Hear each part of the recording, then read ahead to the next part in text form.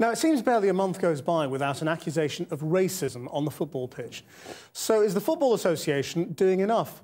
Some black players think authorities haven't responded adequately to racist incidents over the last year.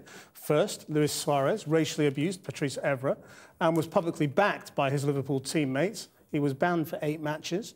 Then Chelsea's John Terry was accused of using racist language against Anton Ferdinand and has just been given a 4-match ban.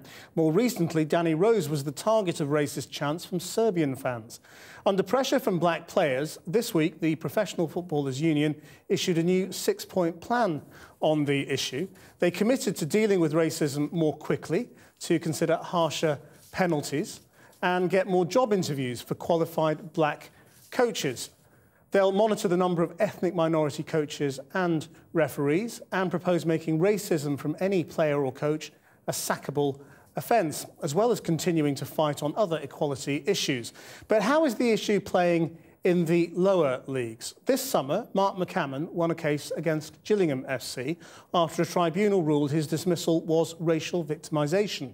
It was the first successful case of its kind. The club is currently appealing the decision, but Mark is here with me now. How do you think the football authorities treated you?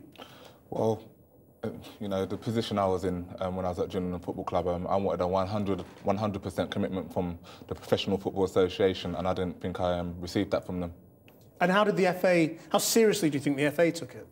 So the FA wasn't really notified or aware of what was going on, and you know, I filed my complaints to all the parties, and nothing was done about it. So when you see Rio Ferdinand and others protesting by not wearing a kick it out T-shirt on a Saturday, do you think they're doing the right thing? Yeah, I understand their frustrations, and you know, there's making a public statement really. You know, people in the public domain don't really know what's going on behind the scenes and what us black players or any ethnic origin goes through. So, you know, just putting out a statement, I think it was rightful. So, what do you think the real problem is? Because I mean, a lot of people think we live in a sort of a post-racist world these days, that it's kind of a problem that's been beaten. Well, I think there's a huge problem within football society, really.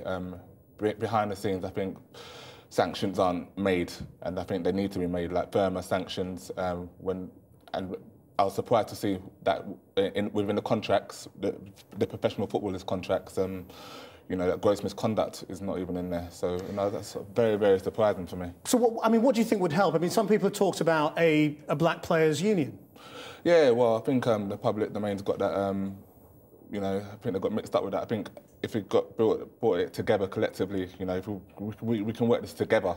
You know, if we work it together, you know, I think like the separate unions know the law side of it probably better than, you know, the people inside, like the FA and the Professional Football Association, and you know, the technicalities as well. You see, the FA would say we take it very seriously. We have, you know, we've got the whole Kick It Out campaign. We've been doing it for years. We've got, you know, very high-profile meetings on that. What more do you want us to do? Well, what to do? A lot more. Just actions, really. Just actions speak louder than words. You know, we've been talking about it for years and years. You know, we're not in the dark ages anymore. You know, this is 2012, and we need to start making progress. And you know, to stamp and kick racism out of football completely. You know, zero tolerance. Mark McCammon, thank you very much indeed for joining us today. Thank you. Don't forget, you can always reach me direct on Twitter, @ChrisGM. And don't forget, crucially, the clocks go back an hour tonight, an extra night of partying or sleep, whatever you'll want. We're back tomorrow at 6:25. Until then, that's Channel 4 News. Have a very good evening.